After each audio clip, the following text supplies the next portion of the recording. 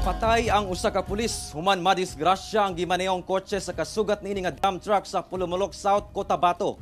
Ani ang report. Maayong pagkaguba niining kotse nga nahimutang sa tungang bahin sa National Highway sa Barangay Glamang, Pulumulok South, Cotabato. Kini human na bangga sa kasugat nga dump truck nga nakaangkon sab og kadaot sa atubangang bahin niini. Nahitabo kini pasado alas 2 sa hapon adlawng Miyerkules. Swerteng naluwas ang 40 anyos nga driver sa dump truck. Apan, ang driver sa kotse nga girescue o gidala sa ospital, gideklarang dead on arrival. Giila ang namatay nga driver nga usa ka patrolman nga naka-assign sa Regional Mobile Force Battalion Region 12. Sumala sa Pulumulok Municipal Police. Nagbiyahe sa managlaing direksyon ang duha ka sakyanan. Ang kotse padulong General Santos City, samtang ang dump truck padulong Pulumulok. Apan, pag-abot sa lugar, didto na nagbangga ang duha ka sakyanan. Sa karon ginasuta pa sa kapulisan kung kinsa ang sad-an sa maong insidente.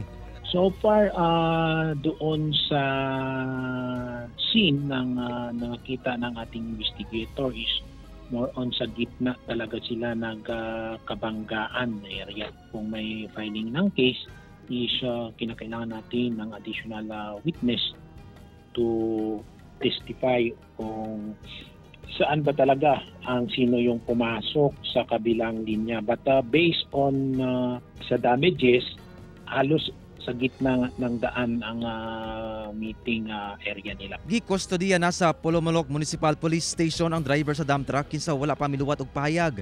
Matud sa PNP, ginaulat pa nila kung dunay mga kabanay sa namatay nga pulis ang magpasangat og kaso batok sa driver.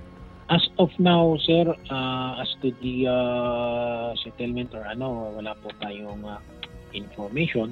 But in cases of mga vehicular accidents natin, binibigay natin sa decision po ng both parties kung ano ang gusto nila pong gagawin. Nagpaabot sab og pahasubo ang kapulisan sa mga kabanay sa namatay nga pulis.